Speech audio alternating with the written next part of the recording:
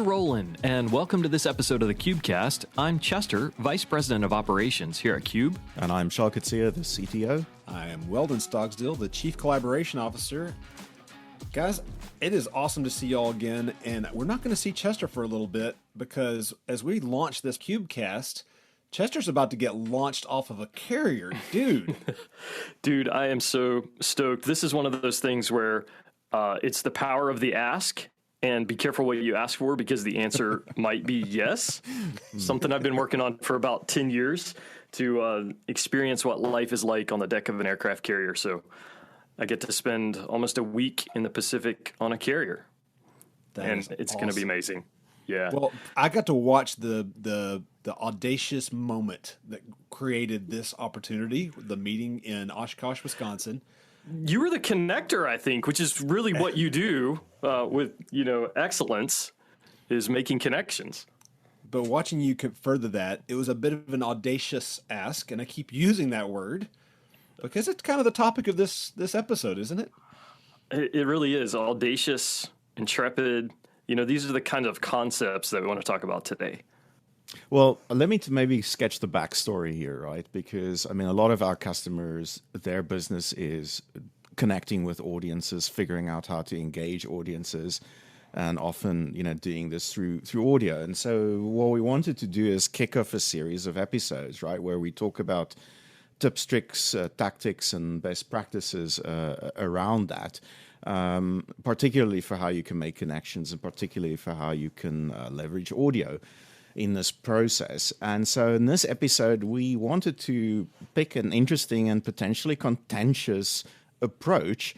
And it's interesting because I think to some people, the whole concept behind this is a bit best practice may seem a little bit inflammatory. And it's this whole idea of being audacious, using audacity as a strategy or a tactic, and by that I don't mean rude, right? I mean audacious as being intrepid, and so we want to kind of Charles, break down intrepid for those of us who may have attended public school. Well, it's about being bold and taking intelligent risks, smart risks, and so audacious. To some people has other connotations, right? But it's that aspect that we're focusing in on, and I think we want to look at three things. We want to look at the business and cultural thinking behind why it makes sense to think this way, and I think we want to talk a little bit about how we try and apply those ideas inside of Cube and our own product development. And then also we want to look at how our customers and marketers can apply these kinds of ideas in their own businesses, right? Yeah, it's really about a tactic for standing out, for differentiating, connecting with your customers, and trying to think about challenges in new and different ways. I know for myself, a lot of the way I think has been influenced by a book that I read called Da Vinci and the 40 Answers. It's actually a book and a class at a conference that I went to from the author. And it's about creativity, fresh ideas. And one of the things that really stood out to me and has stuck with me for a long time is one of the lenses, the 40 lenses or answers that they use, is called the other way around. And this can be applied in a couple of different ways, but things like invert the action used to solve the problem. So instead of cooling an object, heat it, make movable parts fixed and fixed parts movable. We've seen this in a moving sidewalk at an airport where the people are fixed, the sidewalk moves. Or to turn an object or a process upside down or inside out. And these are the things, that one is probably the one that I've thought about the most. How do we take the normal thing that somebody else is doing? Everybody's doing it this normal way. How can we do it the inside out way or the upside down way? And so that's been a big shaper, influencer of how I think. And sometimes that's a simple fix. Sometimes it's thinking about things in a simple way. It doesn't have to be complicated, but it can be audacious or intrepid or just a different way of thinking about things. For us, I know we had a recent experience of a customer who called in and said they had shipped a cube to a different country and then realized that they didn't send the correct power supply for that country. Oh no, that's going to hurt. So they said, what can we do? Does it come with all the country's power supplies? And while they're available when you order a cube, they're not all in the box. So you have to order it with whatever country it's going to. So the immediate reaction is we need to order a new power supply and send it along to the customer, which is fine. It's a fine solution. There's other ways to think about it as well.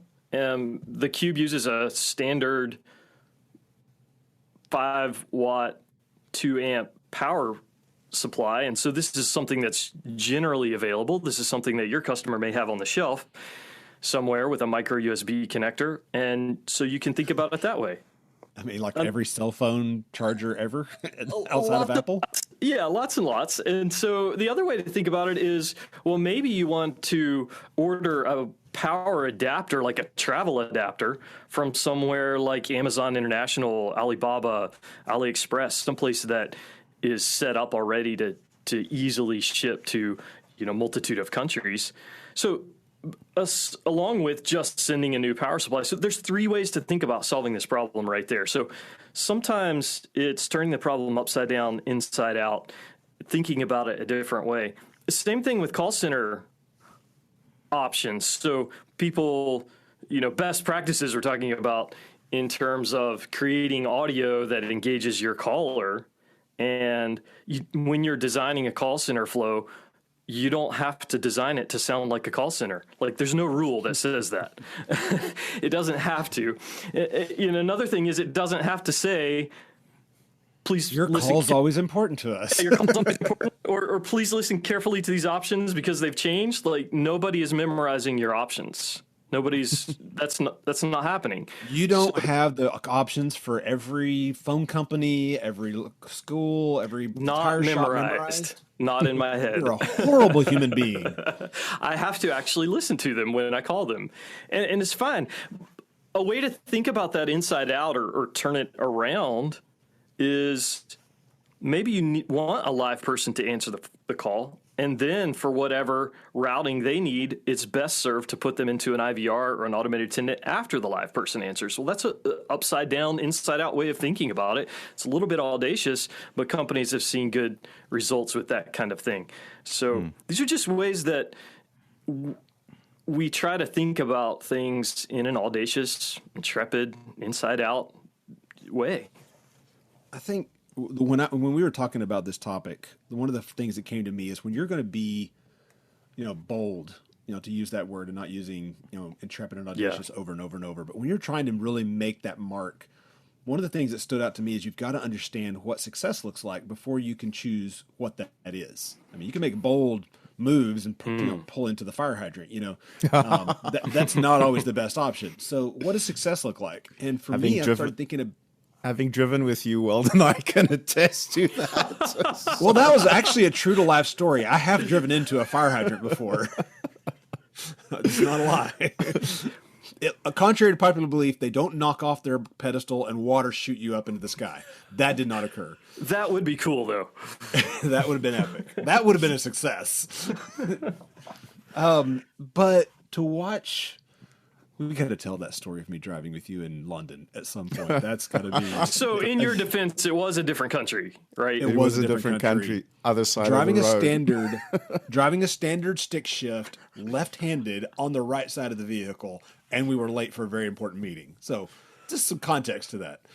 No, but what does success look like? Well, when I sold to the federal government and to large enterprises, the end of quarter was a big deal. Like end of the third quarter for the Fed Gov or end of the year for commercial businesses. And when we'd been working on a deal for months and months and months, and this may be like a 3-year, $500,000 deal. It was a big thing for us. And to have management coming down going, guys, we need this in before the end of the quarter. And the customer wasn't ready to buy. Their budget wasn't in place. That just wasn't top of mind for them. Their expiration of their previous supplier was not expired yet. There just wasn't a reason for them to pull the trigger for our artificial deadline, and we would drop the discount. I mean, 30, 40. I saw 75% discounts before just to get Wow. that number in because we had to hit a certain quota. Let's say your quota was $1 million and you needed that $50,000 to come in, even though that deal might have been worth 85 to you. And the customer was willing to pay that 85. That had already been previously agreed upon. That was not a success to me. I rebelled against that whole concept because it trained our customers to go, hey, these idiots will discount at the end of a quarter and the end of a year way more than Right. they will any other time of the year. So we'll just hold off. Well, that perpetuated this thing of everybody doing all their business at the end of the year. We missed out on family events, New Year's Eve parties, being with our family around the end of the year, holiday. When everybody else is done, we were in there. The And I opposite thought, of success it was the opposite of success. And everybody for else, you. yeah. Well, and the other thing, when other people were not as well prepared in our team, they were like, they had not laid the groundwork for those relationships. And now they're trying to scramble to meet these people who are off with their families. Right. And good luck. And so when you are delivering, management's jumping up and down on you like a pogo stick. Guys, there's better ways to do things. And here at Cube, it's audacious to say, I don't care if it comes in December 31st, March 3rd. Don't really care. When the client has the right need, has the right budget, the audacious thing is to be slower. It's better for the customer. It's better for me. I think in many businesses, we have kind of entrenched ways of doing things, right? And for me, being audacious is kind of regularly re-looking at every underlying assumption or way that we're doing things and asking if that is actually still the right way or does that still make sense, because the world is changing the whole time, right? And so it's really easy, I think, for all of us to fall into this trap of, we do things the way they're always done because that's what people expect, but we don't Right. re-look or reconsider if those things are still valid. And one thing that really brought that home for me was, this is going back several years already, but that was when Apple started opening their retail stores. And I, walked into it, and it was this radical reimagination of what the retail experience was like, right? And suddenly, the process of checking out, as an example, and paying, you didn't have cash registers or lineups anymore. And to me, that was really, really exciting. It was innovative, right? And it was a real differentiator. And I look at that and I go, some people might find that quite off-putting, right? Because it's different. But if you think about it, that's not a bad thing, because the people to whom that appeals, right, they are probably way more correlated with what Apple's ideal customer profile is, right? So Apple there is appealing to the people that it makes sense for them to do business with, right? Man, no kid. And Apple's a great example of somebody who paid attention to details. I enjoyed taking things out of the package. That was something I really loved. They put so much attention to detail to that the simple thing, oh, here's the tab, pull, and it's just so pleasing to pull that all the way off. Man, it was awesome. They suckered me in. Now they've got all my money. So, I think if you want to be audacious, then you must have a culture that is willing to be bold and where you're willing to try out things, right? Where you're willing to experiment so that you can discover what works and what doesn't work, right? And that kind of, I think, means that you must accept that things won't always work out the way, if you want to discover things, you must be willing to discover things that don't work, right? Right. So, yeah, how do you deal with failure in that being bold? Well, if you look at it through the U.S. lens in sports, for years and years and years, the NFL had this concept, and college football too probably, but you had 4 downs to get a first down. And on the 3rd down, instead of taking that risk on the 4th, you just punt the ball further away and make the other team play the loser's game of seeing how far they can get. And you tried to win almost like attrition, but like they called it field position. Just try to keep moving the other guy back. Recently, as young coaches have come into the league and needing to make their mark and using analytics and math instead of intuition and gut, they started really challenging that thought of, why do we punt the ball? Possessions are important. and they started going for it and failing, but succeeding a lot more because the goal is scoring, not field position. Like, we want to get as close as we can get and score as often as we can. And every one of those times we hold the ball is important. And it's not something you just throw away to give to somebody else. And so you look at through the lens of attention to detail and seeing what things are actually valuable in your business. These young guys have pushed a lot of the older coaches out as 30-year-olds and 32-year-olds, and these young offensive minds are coming up going, man, we grew up playing Madden and just going for it on fourth down. It worked a lot of the times. Let's try it. Yeah.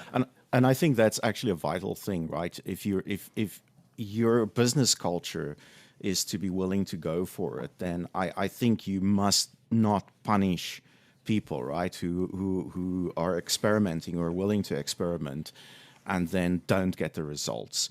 And I think in many companies, I mean, marketing people, creative people are, I believe, wired in a way that they're able to do this. You know, if I think of artists and musicians and so on, right, the memorable people are the ones that are bold enough to put themselves out there and to try things, right? And sometimes it works and sometimes it doesn't. It doesn't work. Like the community I live in, I'm very fortunate that the musicians are very connected to one another. And I was in a symphony performance here with Laura and John, and she's quite a well-known Canadian violinist, lives in New York, and she was performing the Tchaikovsky Violin Concerto, which is, I mean, a very, very well-known piece. And, you know, so if you're familiar with the idea of concertos, there's this idea of a cadenza, which is basically the whole orchestra goes quiet, and it's just the soloist's chance, basically, to show their virtuosity on the instrument. And so they're playing all these incredibly high notes. And so, I mean, if you know the violin, right, it's like the higher you play. I mean, the closest analog I can think of, right, is like a piano, where the notes get narrower and narrower the higher you play, right? So there's just so much that can go wrong. You know, you can overshoot, and there's, I mean, things can really go horribly wrong. And so here's Lars and John, and she's just putting herself out there with this credenza. And then suddenly she starts throwing us fiddle tunes in the middle of it, you know, like Irish washerwoman style. And I mean, it was remarkable. And so I know some people in the audience were sitting there going, oh, you know, we prefer our Tchaikovsky to be pure. But, you know, here we are years after this, and we are still talking about this performance, right? Because she put herself out there, you know, knowing that some people will not like it, knowing that, you know, things could go horribly wrong. But that's how you achieve the great performances, right? Things can go horribly wrong, but you also have that payoff when you're bold. I was reading something the other day about a basketball player, 9,000 missed shots in his career, lost 300 games. He says 26 times he's been trusted to take the game-winning shot and missed. He's failed over and over and over. He says, that's why I succeed. That's Michael Jordan. So he's audacious, you know, in taking those chances, and yet it brings success. So I saw something the other day, and I think I shared this with you, Chester, when you shared that with me. In the history of the NBA, the guy who has averaged the most points, the scoring leader in a given year, has won the national championship or the NBA championship 8 times. You would think, you know, every single year, surely it's going to be kind of a chance. Only 8 times. Wilt Chamberlain did it once. Kareem Abdul-Jabbar did it once. Michael Jordan did it 6 times. Wow. Wow. In the history of the NBA, he kind of owned it. So, you know, I'm going to take a lot of shots. I'm going to score a lot. I'm going to miss a lot. And I'm just going to win a lot of championships in the process. Yeah. So in those times of being intrepid, of being bold, of being audacious, don't be afraid to fail.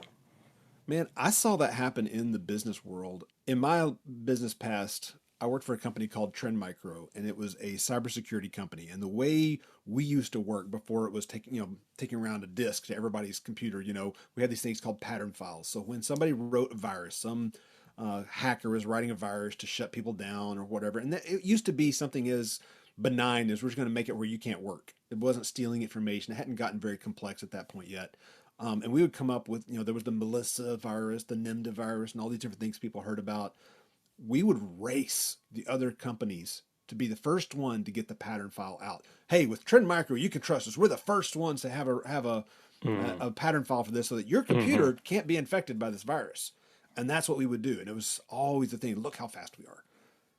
Well, with speed and that level of boldness came risk. And one year, the pattern files were getting bigger and bigger because you couldn't take pattern files out because those viruses were still out in the wild infecting things. And so they kept getting bigger and bigger and bigger. And next thing you know, we put out a pattern file over the weekend that was not properly QA'd, and we shut down the trains, not the subways, the metro of Tokyo at rush hour. Wow. You don't do that. If anybody has ever been to Japan or knows anything about Japan, there is a cram-packed city that uses public transportation predominantly, and we shut it down. And so we had to have our CEO, our CMO, CFO, all our leadership went to the Nikkei and bowed in apology and taking ownership for that blame. But that wasn't the guy who made the mistake. So you expect, okay, well, they ran him up the yard arm and hung him out in the wind. No, they turned around and said, what happened and why? Said, these are getting so big that it's hard to test all of it in time to get it out to beat everybody else. What if we kept 90% of this up in the cloud and pulled down what we needed as things were doing research? And we created this concept of cloud security that made them just tiny little things. That means they weren't slowing down computers. They weren't slowing down processors. It was a much lighter footprint. We went an evolution above our competitors for a while until they all adopted that methodology, within years instead of days. That failure, they actually, what's the word I'm looking for? They elevated or promoted that guy to a better position because he took the ownership of the blame, but said, I failed. Here's why I failed. Here's where we can grow from it. So would you say that it's reasonable to state that if your goal as a company is to differentiate, then you have to be audacious, right? It's like I think you absolutely have to. Yeah. I think maybe in the old days that wasn't the case. You could just show up with a product and that was fine. But I think you have to be audacious today. And then, to be audacious, you have to be willing to experiment, right? Well, that's really what made us who we are. Back to Trend, one of my mentors, the guy who really shaped my vision on my career, was a gentleman who was a immigrant from Egypt to Nova Scotia to play college basketball. His name was Wael Muhammad, and he started a company, numerous companies, but he started one company called Third Brigade that Trend Micro bought. It wound up being a reverse takeover because 3rd Brigade leadership basically ran North American Trend Micro for a number of years, and maybe still is. I mean, Weil's still connected. He said one time at our sales kickoff that the North American mindset is unique to the world in our celebration of failure. Thomas Edison failed 2,000 times trying to make a light bulb. Babe Ruth struck out more than anyone has ever struck out, but he held the home run record for years. It takes failure to create success. Otherwise, it's just copying what other people have done. I think failure is actually a misnomer, right? It's a process of discovery, right? And I think it's culturally, it boils down to culturally, you must embrace that. You must embrace the fact that there are two sides to that, right? So failure, to me, yeah, you're right. We think of failure as a bad thing, but really failure is temporary. So success, don't forget, but failure is temporary. Really, the true failure to me is not getting up that last time. So fall, you get up, you fall, you get up, you fall, you get up. Those falls aren't failure. The failure comes when you don't get up that last time. Agree 100%. That's what basically you think about dad strength. Dads are the ones changing the tire at 2 a.m. while the buff teenager is asleep in the back seat. He may be strong, but he doesn't have to do it. Dad has to do it. Yeah. So let's talk about internally for us in our product development and our development cycles. Charles, this is your territory. What are some examples of how we apply these ideas? Well, it's interesting. In the previous episode, we touched a little bit on how our file link offering came about, right? Where a customer had kind of talked to us about specific challenges they were encountering, and we kind of talked about how we're fundamentally collaborative and we like building cool stuff, and so we came up with a solution for this customer, right? And so that's kind of really only one part to the story. There's this whole other part, which is, how do we then know that other customers and prospects who are dealing with probably variations, right, of the same type of problem, but that could be, the way it manifests for them could be radically different, right? So how do we know whether this product will appeal to them or not? And I always think one of the biggest mistakes that tech companies make is that they try and build products in a vacuum. They end up spending all of this time and effort, and there's tons of debates, and these things actually all turn out to be irrelevant because, when this thing you've made in a vacuum, you put it in front of the customers, and the customers go, "Oh, that's not at all what we wanted," right? and I'm continually surprised how prevalent of a story that is in technology. So the process we've adopted in Cube is that as soon as we've got the basic outline, right, a basic level of kind of functionality and viability to an implementation, then we'll start talking with customers that we think this could be useful for. And so, in the case of FileLink as an example, we'll go to them and say, look, we've got this thing, FileLink for an example, and we want to show you these three parts to it. A, this is what it's able to do right now. B, these are the things we started looking at and started prototyping in the lab, and we've kind of, built them partially. So it can't do this stuff yet, but we know for sure that these things are possible if there's enough interest, right? And then, C, there are all these other things we can be doing this as well, but we haven't started down this course yet. And, so we're audacious here in communicating with our customers what is essentially a work in progress, right? And so the whole idea is if they see value in that, they can join the collaboration. So then one or two things happen, right? Some people's response is, you must be out of your minds, right? This is not done. This is not finished. We want to have nothing to do with it. And this is actually incredibly useful feedback to us because it tells us there isn't a fit. The pain point is not high enough for this actually to be a useful or important product. And so we've saved all of that time and internal debate, that tech companies have when they do things in a vacuum, right? So it's a great result. Or the other reaction might be, wow, this looks like a game changer. We need it yesterday, even if it's not fully baked, because it's already really helping to alleviate a pain point. And so now we've found an equally audacious, intrepid customer, somebody that's like our people. We've validated that the problem is important enough to work on. And so, if you've been working with Cube for a while, you know that's kind of wired into our DNA. And I mean, personally, I think this exact same logic applies to almost any kind of business, not just to technology businesses, right? So really, if your goal is to differentiate, to stand out, you have to be willing to be audacious. You have to be willing to be intrepid, be bold. And what we've experienced here and what we would put forward is you're going to have to foster a culture of experimentation and discovery. It's not about somebody sitting in a glass tower and saying, here's the direction we're going to go. This is it. Experiment, discover what works. No more. Your call is important to us. Yeah. Well, you gotta do. How many companies out there are willing to experiment with that? How many companies are willing to not sound like an on hold message?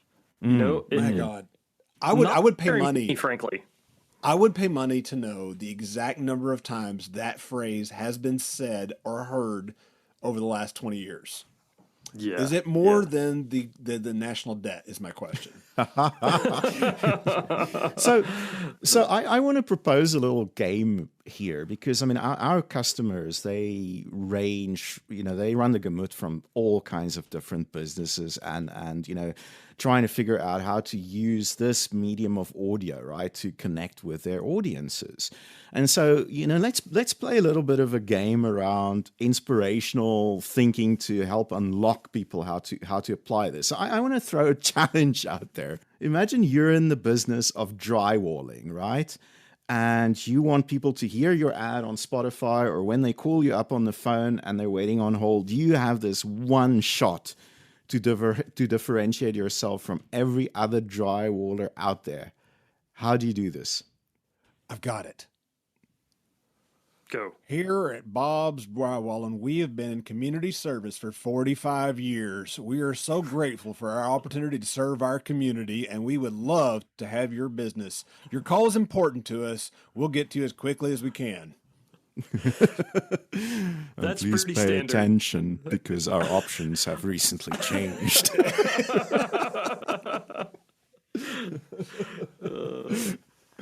Are you saying you think there might be a better way, Charles? Well, I do. One of our really great friends took on this exact challenge, and I want to play for you what he came up with here. Now, I must preface this by saying he is an expert in creative audio, and particularly in applying these kinds of ideas of being audacious, etc., right? And so he has this whole suite of creative techniques. One of these techniques he calls making bad jingles, by which he means things that are intentionally scrappy, right? Intentionally doesn't take itself too seriously. And, he says something really interesting. He says, it's like there's a kind of magic that happens when style morphs from serious to satirical.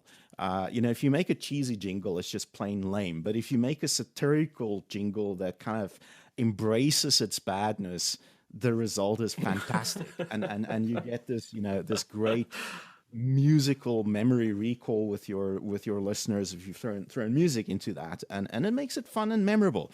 So take a listen to this. And now the continuing adventures of Drywall Man, who takes over after the framers before the painters begin, who does the taping and also the mudding, so nary a crease is revealed. Nary a crease is revealed. Plaster in his vein, gypsum in his brain. Thank you, Drywall Man. Thank you, Drywall Man. .ca. Gypsum in his brain. Okay, that really is bad, but yet fantastic. I have to agree. Yeah, exactly. I would catch myself thinking about it after the fact. Yeah, exactly. And unlike EDS's Herding Cats, I would remember what it was about.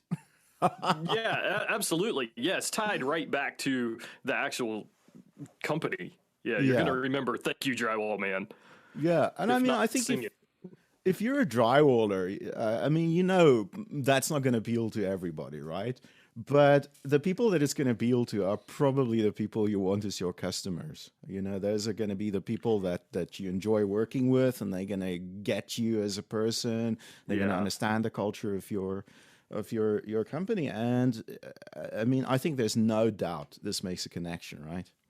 Here's what I say in advice is, if that's going to be you, and if you're going to be creative and audacious, own it all the way, own it 100%. Don't just kind of dip your toe in the water of audacity and say, yeah, let's run this ad and kind of see what happens. No, jump in, dive in, own it all.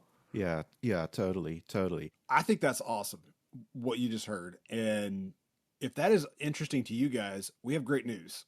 We're going to let you hear more of that. Yeah, totally. And so this was made by our great friend, Adam McGale, who's an expert in creative audio from Air Support Radio. And so we're going to have him join us on an upcoming episode where we'll discuss how brands and marketers can think about creativity and can apply these ideas of being audacious in their audio to connect with their audiences.